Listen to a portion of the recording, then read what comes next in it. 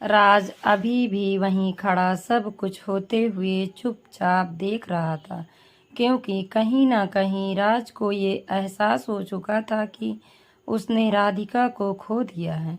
जैसा व्यवहार वो सबके साथ कर रही थी, उसे अच्छी तरह से समझ आ गया था। वो अपने अंदर के गुस्से को बाहर नहीं निकालना चाहती थी, इसीलिए वो शांत होकर सबको संभाल रही थी। अब जब सब कुछ संभल गया तो राधिका अपने कमरे में आ गई। राज भी धीरे धीरे अपने रूम की ओर बढ़ गया, लेकिन जैसे जैसे वो अपने कदम आगे बढ़ा रहा था, वैसे वैसे उसका दिल बैठा जा रहा था और उसे एक अनजान सी अनहोनी का एहसास हो रहा था। राज ने जैसे ही कमरे में कदम रखा और राधिका को देख हैरान रह गया। कहानी में अब ट्विस्ट आ रहा है। अब 7 साल बाद हम कहानी सुनाने जा रहे हैं। 7 साल बाद रायपुर चंद्रपुरा गांव। मम्मा, मुझे नहीं जाना स्कूल। वो रोते हुए बोली, नहीं बेटा, आप अच्छे बच्चे हो ना। अच्छे बच्चे स्कूल जाते हैं बिना जिद किए। चलो अब जल्दी से नाश्ता फिनिश करो, मैं आपका बैग लेकर आती हूँ। उसने अपनी बेटी राशि को कुछ कहते हुए कहा। राशि ने मुंह बनाकर कहा, आप बहुत गंदी हो, रोज मुझे बहला फुसला कर स्कूल भेज देती हो। गंदी मम्मी। उसने मुस्कुराते हुए राशि के बैग में बुक रखी और साथ में पैक किया हुआ टिफिन रखकर राशि के पास आकर खड़ी हो गई। राशि ने अभी तक नाश्ता शुरू भी नहीं किया था तो उसने आंख दिखाते हुए नाश्ते की ओर इशारा किया, जिससे राशि ने पराठा उठाया और उसे रोल करके हाथ में लेकर कुर्सी से उतरते हुए बोली, चलिए मालकिन। मालकिन सुनकर वो कुछ पलों के लिए रुक गई, लेकिन फिर उसने अपना सिर झटका और राशि का दूसरा हाथ पकड़कर चलने लगी। गांव में बस एक छोटा सा घर, जिसमें 2 कमरे और एक किचन था। आगे एक छोटा सा आंगन था। चूंकि घर छोटा था, लेकिन यह बिल्कुल शहरों की तरह सजा हुआ और कर्मीनों से सजी डाइनिंग टेबल और सोफे रखे थे। राशि ने अपना पराठा खत्म किया और अपने हाथ को अपनी माँ की साड़ी के पल्लू से पोंछ लिया, जिस पर उसकी माँ ने कोई रिएक्शन नहीं किया, मानो ये उसका रोज का काम हो। दोनों माँ बेटी अपने घर के मेन दरवाजे के पास आकर खड़ी हो गई। कुछ ही देर में एक स्कूल बस आई, जिसमें राशि को बैठाया और उसे बॉय बोलकर वापस अपने घर में आ गई। उसने डाइनिंग टेबल को साफ किया और फिर से किचन में जाकर जल्दी जल्दी रोटियां सेकने लगी। कुछ ही देर में उसने रोटियां सेक ली और उन्हें भी टिफिन में पैक करके घर के दोनों कमरों को लॉक किया और खाने का टिफिन लेकर घर से बाहर आ गई। उसने घर के मेन दरवाजे पर ही लॉक लगा दिया और चली गई। मुंबई। बस भी करो राज, 7 साल हो गए तुम्हें उसे ढूंढते हुए, वो नहीं मिली। तुम क्यों पागलों की तरह उसे ढूंढ रही हो? अगर उसे कुछ हो गया हो, भगवान ना करे, लेकिन बस बस रूही। राज ने उस लड़की को चुप कराते हुए कहा, तुम मेरी जिम्मेदारी हो और मेरे दादाजी की रिश्तेदार में हो, इसीलिए मैं तुम्हारी बकवास सुन रहा हूँ। वरना तुम भी जानती हो, राधिका के बारे में कोई बोलता है तो मैं उसका क्या हश्र करता हूँ। इसीलिए अपनी हद में रहकर बोलो। ठीक है, मैं नहीं बोलूँगी और मैं तुम्हें अपना भाई माना है। रणवीर अंकल की रिश्तेदार भले ही हूँ, लेकिन अब तुम मेरे भाई हो और मैं तुम्हें ऐसे बर्बाद होते हुए नहीं देख सकती। मुझे नहीं पता तुम्हारी वो पत्नी कितनी महान थी या कितनी अच्छी थी, लेकिन अब वो तुम्हारी ज़िंदगी के साथ खेल रही है और ये मैं हरगिज़ नहीं होने दे सकती। रूही ने हाथ बांधे हुए कहा, तुम कुछ भी नहीं कर सकती, क्योंकि मैं उसे अच्छी तरह से जानता हूँ। वो अब कभी मेरे सामने नहीं आएगी, क्योंकि मैंने उसके साथ वो किया है जो राज के शब्द उसके मुंह में ही अटक गए। रूही ने राज के कंधे पर हाथ रखकर कहा, राज कब तक ऐसे रहेगा? तुझे नहीं लगता तुझे जिंदगी में आगे बढ़ जाना चाहिए? राज ने रूही को दयनीय भाव से देखा और सोफे पर बैठते हुए बोला, मैं जब तक राधिका को ढूंढकर उससे माफ़ी नहीं मांग लेता, तब तक तो मैं मर भी नहीं सकता। न जाने वो कहाँ होगी। रूही ने अब कुछ नहीं कहा। तभी एक लड़का हाथ में कुछ फाइलें लिए राज के पास आकर बोला, सर, इन फाइलों पर आपके सिग्नेचर चाहिए। राज ने बिना उसे देखे फाइल लिया और उन्हें पढ़कर साइन करते हुए कुछ कहने वाला ही था कि लड़का बोला, उनके बारे में अभी कुछ पता नहीं चल पाया सर। राज जो कुछ कहने जा रहा था उसके शब्द एक बार फिर मुंह में ही रुक गए। उसके चेहरे पर कोई भाव नहीं थे। बहुत ज़्यादा मात्रा में गुस्सा करने वाला इंसान इस कदर शांत हो गया था कि उसे अब किसी के होने या ना होने से कोई फर्क नहीं पड़ता। लड़का फाइल लेकर जाने लगा तो राज ने उदासी से कहा, सनी, मैं 7 सालों से यही सुन रहा हूँ। क्या तुम मुझे कभी ये कहोगे कि वो मिल गई है? लड़का, जिसका नाम सनी था, उसने सर झुकाकर कहा, मैं माफ़ी चाहता हूँ सर, लेकिन हमने मुंबई का एक एक घर छान मारा, वो कहीं नहीं है। आसपास भी हर जगह देख लिया है।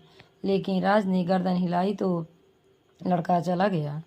उसके जाते ही रूही बोल पड़ी, राज, कहीं वो मुंबई में हो ही ना?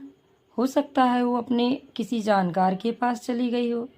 राज ने उदासी में मुस्कुरा कर कहा, आपको क्या लगता है मैंने उसे नहीं ढूंढा होगा? मैं हर जगह तलाश आया जहां मुझे उसके होने की एक उम्मीद सी दिखाई दी थी, लेकिन मैं हार गया। मैं सबसे हार गया। मैं बस एक बार उसके पैरों को पढ़कर माफ़ी मांगना चाहता हूँ। वो मुझे कभी माफ़ तो नहीं करेगी, लेकिन फिर भी मैं मरने से पहले एक बार मिलना चाहता हूँ। रूही ने राज के कंधे पर हाथ रखकर उसे दिलासा दी, लेकिन कुछ बोली नहीं। राज उठा और अपने कमरे में चला गया। अब वो अधिकतर अपने कमरे में ही रहता था। उसमें उसने अपनी और राधिका की फ़ोटोज़ को फ्रेम में लगवा कर हर दीवार पर लगाया था।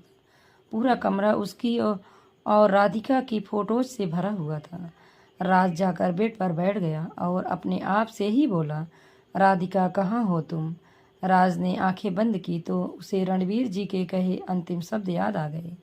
मैंने तुम पर भरोसा करके अपनी बच्ची को तुम्हारे साथ भेजा था और तुमने उसे, तुम कभी भी खुश नहीं रह पाओगे राज मल्होत्रा। राज ने झट से आंखें खोली और बेचैनी से इधर उधर चक्कर काटने लगा। पिछले 2 सालों से वो यही तो कर रहा था। अपने कमरे में बैठकर अपनी और राधिका की फ़ोटोज़ को निहारता और बीती बातों को याद करके इधर उधर घूमता। हफ्ते के 2 दिन शनि और रविवार को वो पागल हो जाता था। बाकी दिनों एक खड़ूस और घमंडी इंसान बनकर वो दुनिया के सामने रहता था। लेकिन 2 दिन वो अपने कमरे में हर पल बिताता था, क्योंकि उसे लगता था जो उसने किया है उसकी यही सज़ा हो सकती है।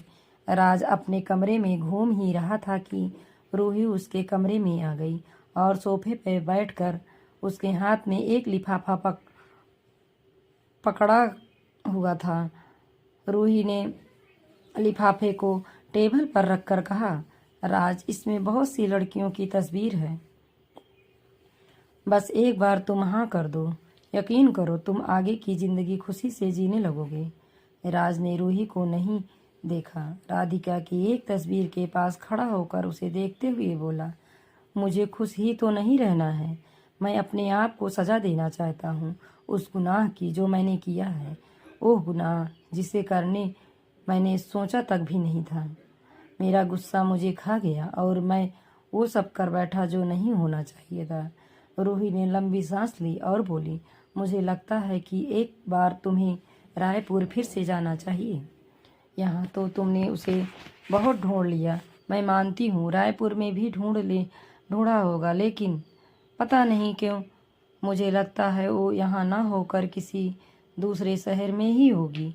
राज ने एक बार फिर हाथ बांधे राधिका को देखते हुए कहा, क्योंकि तुम्हारा पति उसे ढूंढने में मेरी मदद कर रहा है और उसने कहा कि वो पूरा शहर देख चुका है, इसीलिए तुम कह रही हो कि वो यहाँ नहीं है।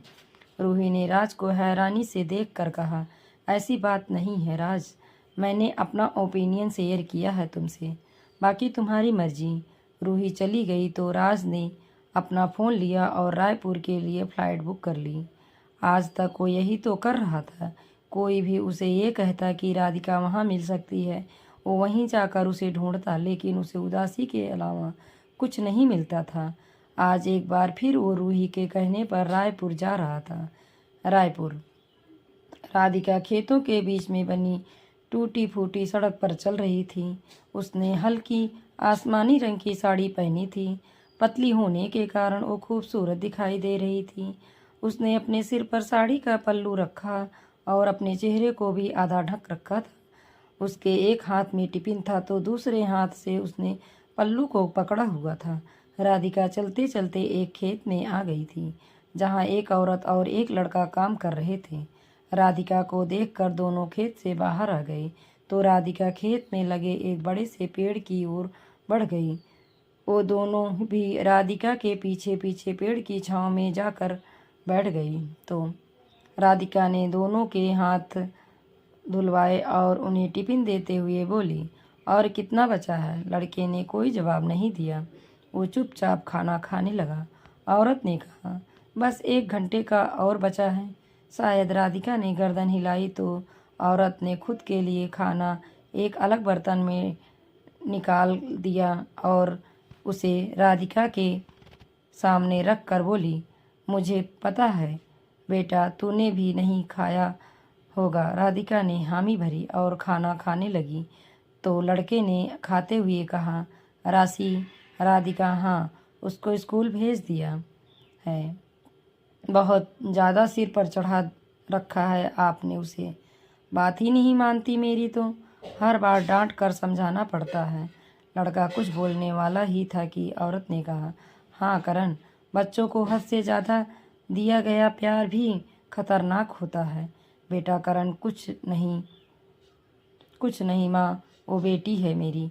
आप मुझे उसे प्यार करने से रोक नहीं सकती हैं।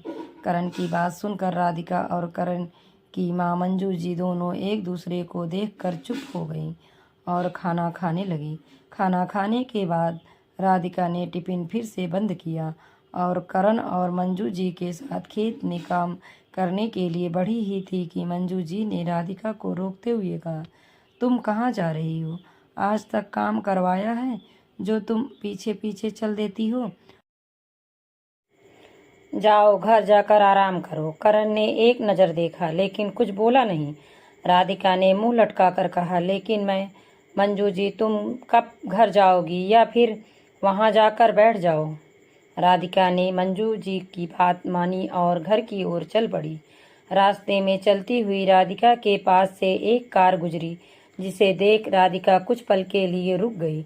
राधिका का दिल घबरा गया। उसे कार को देखकर राधिका को ऐसा लगा मानो राज ही आ गया हो। राज का ख्याल जैसे ही उसके जहन में आया वो बहुत ज़्यादा घबरा गई। उसके हाथ पैर फूल गए और उसके हाथ में पड़ा टिफिन गिर गया। लेकिन जब वो कार दूर चली गई तो राधिका ने अपने आप को संभाला और कांपते हाथों से टिफिन को उठाया और धीरे धीरे चलने लगी। बहुत मुश्किल से राधिका घर पहुंची। उसने टिफिन को एक ओर फेंक दिया और सीधे अपने कमरे में आ गई। राधिका ने कमरे को बंद कर लिया और बुरी तरह कांपने लगी। उसने अपने आप को संभालना सीख लिया था, इसीलिए उसने पानी पीने के लिए ग्लास उठाया तो उसका हाथ बहुत जोरों से कांप रहा था। लेकिन फिर भी उसने गिलास में पानी डालने की कोशिश करने लगी, जिससे आधा पानी बाहर गिरा और कुछ गिलास में गिरा। राधिका ने पानी पिया और अपने आप से बोली, कुछ नहीं होगा, वो यहाँ नहीं आ सकता, नहीं आ सकता, नहीं आ सकता। और रिलैक्स रिलैक्स रिलैक्स। ऐसा करते करते राधिका ने खुद को संभालने की कोशिश की, लेकिन जब उसे अपने आप पर नियंत्रण नहीं हुआ तो उसने नींद की गोलियां खाई जो कि डॉक्टर के द्वारा उसे दी गई थी और वो सो गई। राज जी, आप ऐसा नहीं कर सकते। अपने गुस्से पर कंट्रोल करना सीखें। आपका ये गुस्सा आपसे आपका सब कुछ छीन लेगा। प्लीज गुस्सा मत किया करिए। राधिका ने राज को समझाते हुए कहा था, लेकिन राज पर उसकी बातों का कोई फर्क नहीं पड़ा। उसके उलट राज ने राधिका की बाजू को पकड़कर उसे एक और धक्का दे दिया था, जिससे राधिका लड़खड़ाते हुए बीम पर गिर गई। इसी के साथ राधिका की आंखें खुल गई और उठकर बैठ गई। डॉक्टर की दी हुई गोली खाकर वो कुछ देर के लिए सो गई थी, लेकिन राज आज भी उसे सपनों में अकेले नहीं छोड़ता था। असलियत में वो भले ही राज से दूर हो गई, लेकिन उसके लिए एक दिन भी ऐसा नहीं था जिस दिन वो उसे याद न करे या फिर उसे अपने सपनों में न देखे। राधिका ने अपने मुंह पर हाथ फेर कर आंखों में आए हल्के आंसुओं को पोंछा और उठकर बाहर आ गई। दोपहर के 2 बज चुके थे। करण और मंजू जी आ चुके थे। मंजू जी अपने कमरे में सोई हुई थी और करण बाहर हॉल में लगे बेड पर सो रहा था। क्योंकि राशि के स्कूल से वापस आने का समय हो गया था, तो राधिका दरवाजे के पास जाकर खड़ी हो गई। कुछ ही देर में राशि की स्कूल बस आई और राशि बस के दरवाजे पर आकर खड़ी हो गई। उसके चेहरे पर बैंडेज लगा था, जिसे देख राधिका थोड़ी घबरा कर कंडक्टर से बोली, ये मेरी बेटी को क्या हुआ है? कंडक्टर ने राशि को एक नज़र देखकर फिर राधिका को देखते हुए कहा, मैडम, आपकी बच्ची को गुस्से पर बिल्कुल भी कंट्रोल नहीं है। जब उसे गुस्सा आता है तो वो किसी को नहीं देखती है। एक लड़के को पीट कर आई है। हालांकि गलती उस बच्चे की थी। लोगों ने आपकी बच्ची को समझाए कि गुस्सा ना करिए। राधिका आगे कुछ नहीं बोली। उसने एक नज़र राशि को देखा और एक हाथ में उसका बैग लिया और दूसरे हाथ से राशि का हाथ पकड़कर उसे बस से उतार कर अंदर ले आई। राशि राधिका के साथ चलते हुए बोली, मम्मा, मैंने जानबूझकर नहीं किया। वो लड़का मेरे साथ बदतमीजी कर रहा था। राधिका ने कुछ नहीं कहा। वो राशि को अंदर ले आई और उसका हाथ छोड़कर बैग को एक ओर रख दिया। तब तक करण भी उठकर पानी पीने लगा था। जब करण ने राधिका को देखा तो वो पानी पिए बिना ही राशि के पास आकर उसके सिर पर लगी चोट को देखकर बोला, ये कैसे हुआ है? राशि ने अपनी चोट पर हल्की सी उंगली रख कर कहा, अरे यार, ये तो बस मेरा एक बार खाली चला गया था, उसी की वजह से चोट लग गई। राशि, तुम आज फिर किसी से झगड़ा करके आई हो? करण ने आंखें दिखाते हुए कहा। राशि पर करण की बातों का कोई फर्क नहीं पड़ा। वो डाइनिंग टेबल के पास जाकर कुर्सी पर बैठते हुए बोली, हाँ, लेकिन गलती मेरी नहीं थी। करण भी उसके पास आकर बैठ गया और उसे समझाने के लिए कुछ बोलने वाला था कि राधिका एक प्लेट में खाना लेकर आई और उसे जोर से राशि के सामने रखते हुए बोली, हाथ मुंह धोकर खाना खा लेना, और जिस दिन आप अपने गुस्से पर कंट्रोल करना सीख जाओगी उस दिन मुझसे बात करना। राधिका ने यह कहकर जाने लगी, लेकिन तभी राशि ने अपने छोटे छोटे हाथों से राधिका की साड़ी का पल्लू पकड़कर कहा, ऐसा ना करो मम्मा, हम आपके बिना कहाँ जाएंगे? राधिका ने उदासी से करण की ओर देखकर कहा, ये सब आपका किया हुआ है। राशि छोटी सी है, लेकिन देखिए कितना बोलती है, मार पीट करके आती है। मैंने कहा था आपसे, ज़्यादा लाड प्यार मत दीजिए इसे। करण ने पलक झपका कर कहा, आप बेवजह टेंशन ले रही हैं। अभी वो बच्ची है, धीरे धीरे समझ जाएगी। राधिका, बच्चों को शुरू से ही अच्छी आदतें सिखानी चाहिए। मैं मानती हूँ आप इसे बहुत प्यार करते हैं, लेकिन आपका ये प्यार इसे जिद्दी और गुस्सैल बनाता जा रहा है। करण ने राधिका को थोड़ा घूर कर देखते हुए कहा, राधिका, ज़्यादा सोचना बंद करो। इसके बाद राधिका कुछ नहीं बोली और अपने रूम में चली गई। उसने कपड़े चेंज किया और अपना मनपसंद नॉवेल लेकर बैठ गई। करण ने राशि को हाथ मुंह धोकर खाना खाने के लिए कहा तो राशि ने उसकी बात मानकर खाना खा लिया, क्योंकि राशि ने स्कूल यूनिफॉर्म चेंज नहीं किया था। वो तो राधिका के कमरे में आई और बोली, मम्मा, मैं कौन से कपड़े पहनूं? राधिका ने राशि की बात का कोई जवाब नहीं दिया, तो राशि ने कंधे उचकाकर उसे खुद पहनने लगी। क्योंकि उसे खुद कपड़े पहनने की आदत नहीं थी, इसीलिए उसे परेशानी हो रही थी। राधिका का ध्यान नॉवेल में न होकर अब राशि पर ही था, जिससे करण और मंजू जी दोनों उसके कमरे के बाहर आकर खड़े हो गए। मंजू जी अंदर आई और राशि को गोद में उठाकर गुस्से और हैरानी से बोली, राधिका, तुमने राशि पर हाथ क्यों उठाया? आज तक मैंने तुम्हें ऐसे नहीं देखा कि तुमने राशि को डांटा भी हो। आज क्या हो गया ऐसा? राधिका ने राशि के कपड़ों को समेटते हुए कहा। आप दोनों ने इसे सिर पर चढ़ा रखा है। बहुत बोलने लगी है ये लड़की, छोटे बड़े का लिहाज ही नहीं रखती है। मंजू जी राशि को बाहर लेकर आ गई और करण को देखकर वापस आ गई। तब तक राधिका ने राशि के कपड़ों को रख दिया और फिर से अपना नॉवेल पढ़ने के लिए बैठ गई। मंजू जी, क्या बात है राधिका बेटा, आज से पहले मैंने तुम्हें इतने गुस्से और ऐसा बर्ताव करते हुए नहीं देखा। आज ऐसा क्या हो गया?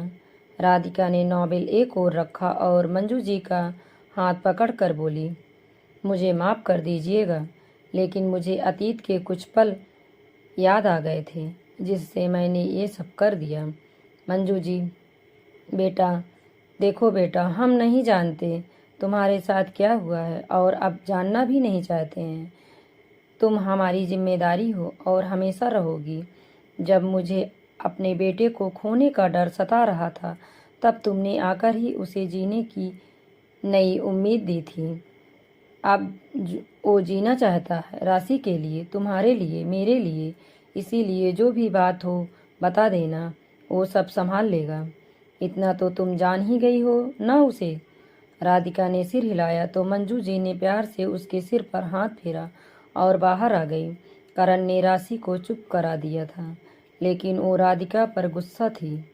उसने मंजू जी को गुस्से से देखा तो मंजू जी ने पलक झपकाकर करण को समझाया। करण ने गुस्से को खत्म किया और राशि से बात करने लगा। राशि अब रो नहीं रही थी, लेकिन कुछ बोल भी नहीं रही थी। तो करण ने शाम को बाहर ले जाने के लिए कहा, जिससे राशि का चेहरा खिल गया। तो करण ने उसे अभी सोने के लिए कह दिया। राशि ने भी हामी भरी और करण के बेड पर ही लेट गई। मंजू जी अपने कामों में लग गई और करण भी अपना लैपटॉप लेकर बैठ गया। राज रायपुर आ चुका था। रायपुर की जानी पहचानी सड़कों पर कार में पीछे की सीट पर बैठा जाती हुई दुकानों और घरों को देख रहा था।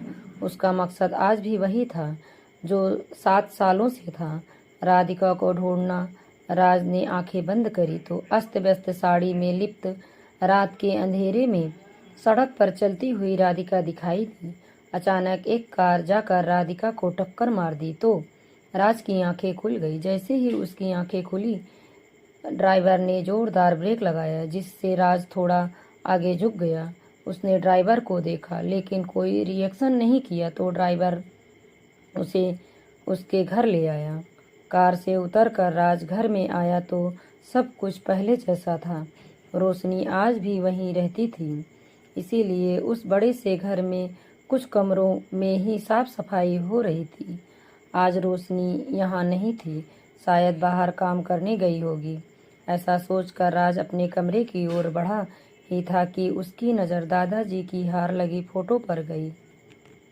राज को लगा जैसे दादाजी ये कह रहे हों कि कोई रिश्ता नहीं संभल पाया, यही सजा है तेरी अकेले रहने की, किसी के लायक नहीं है।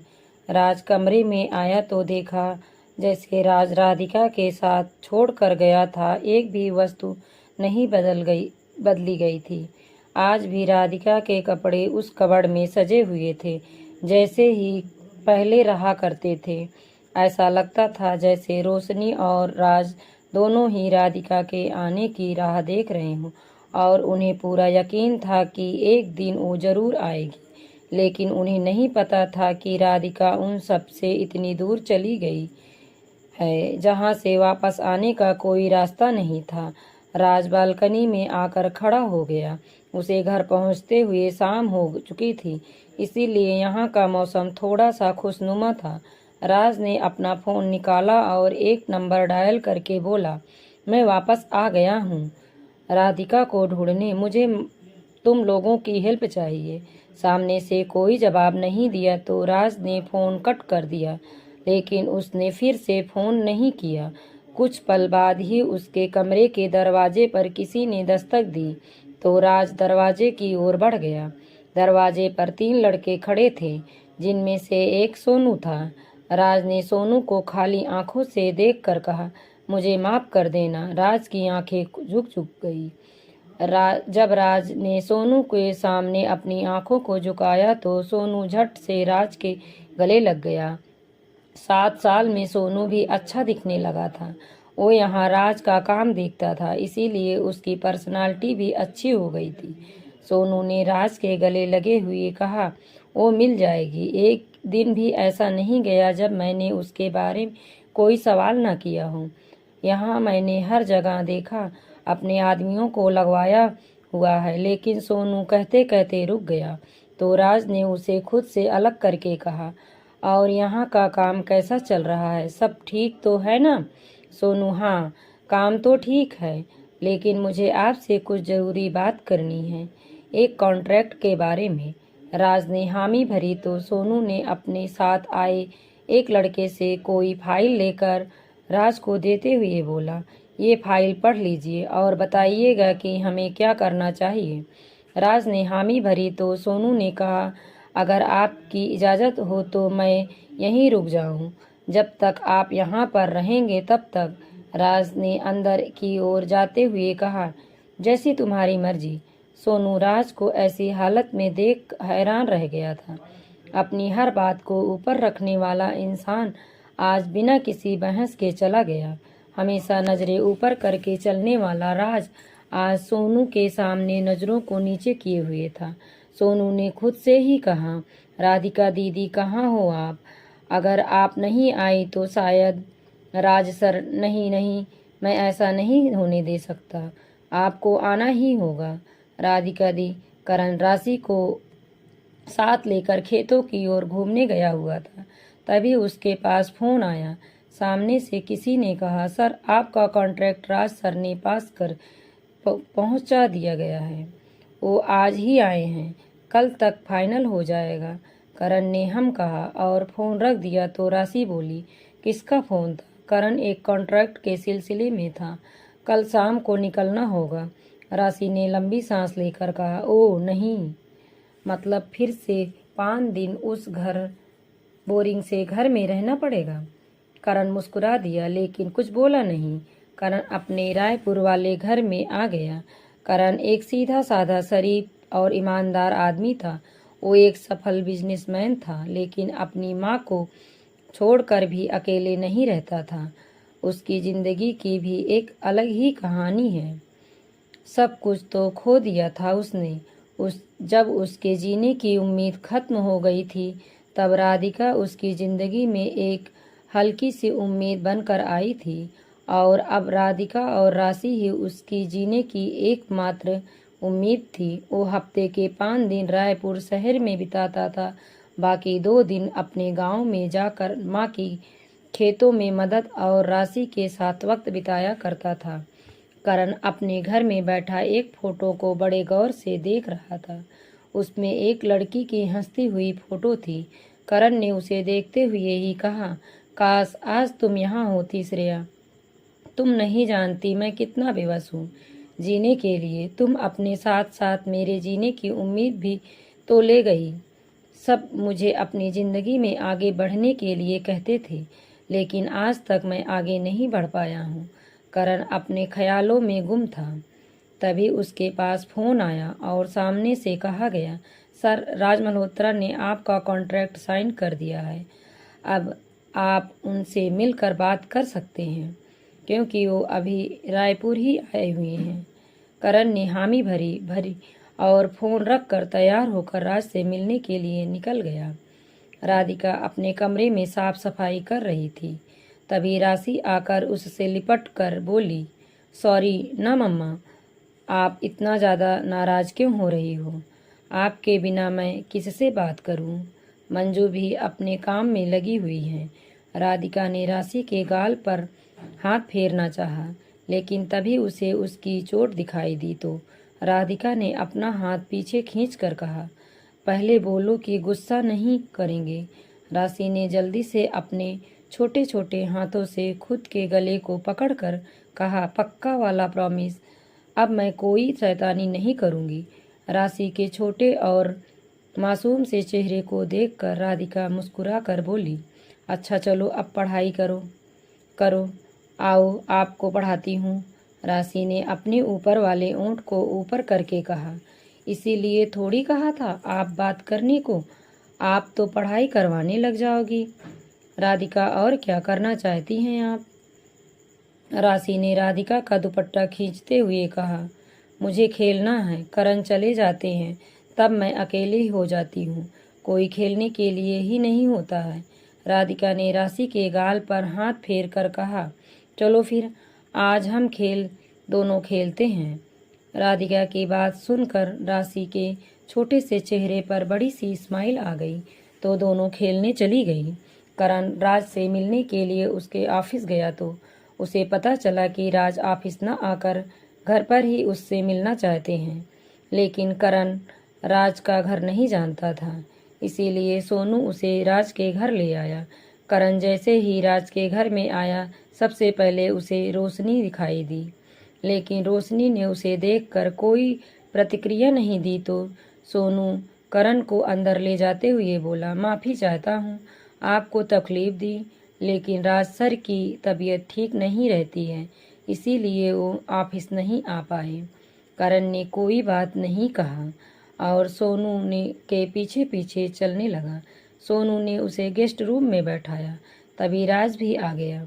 राज को देखकर करण खड़ा होकर उसका अभिवादन करने लगा तो राज ने भी मुस्कुराकर करण से हाथ मिलाया तो राज ने उसे इशारे से बैठने को कहा। करण बैठ गया तो राज अपने सोफे पर बैठते हुए बोला, माफ़ी चाहता हूँ आपको यहाँ तक आना पड़ा। करण ने चेहरे पर मुस्कान लाते हुए कहा, कोई बात नहीं राज साहब, इसमें तकलीफ़ कैसी, वैसे भी मैं आपसे पर्सनली मिलना चाह रहा था, लेकिन कभी मौका नहीं मिला। राज ने कुछ नहीं कहा तो करण ने आगे कहा, मैंने आपको बहुत पहले देखा था एक मीटिंग के दौरान, उस वक्त तो आप अच्छी खासी दिखते थे, ऐसा क्या हो गया जो आपने अपने आप को ऐसे गम में डुबा दिया? राज ने लंबी सांस लेकर कभी कभी कुछ ऐसा हो जाता है कि हम न तो उसे सह सकते हैं और न ही किसी से कुछ कह सकते हैं। कुछ गलतियों की सज़ा हमें जिंदगी भर भुगतनी पड़ती है। राज की बात सुनकर करण ने आगे कुछ नहीं कहा और काम की बात करने लगा। लगभग 1 घंटे तक दोनों ने बातचीत की। इसी दौरान सोनू ने राज को चाय सर्व कर दिया था। जब दोनों की बातें खत्म हो गई तो करण ने चलने के लिए कहा। राज ने भी हामी भरी और करण के साथ चलने लगा। करण ने चलते हुए ही राज से कहा, क्या आपने अभी तक शादी नहीं करी है? आपका इतना बड़ा घर है, 1-2 कमरों को छोड़कर सब बंद पड़े हैं। राज ने उदासी से हंसते हुए कहा, प्यार भी किया और शादी भी किया, लेकिन मैं दोनों ही निभा नहीं पाया, रिश्ते संभालने नहीं गए, इसीलिए राज अकेला रह गया।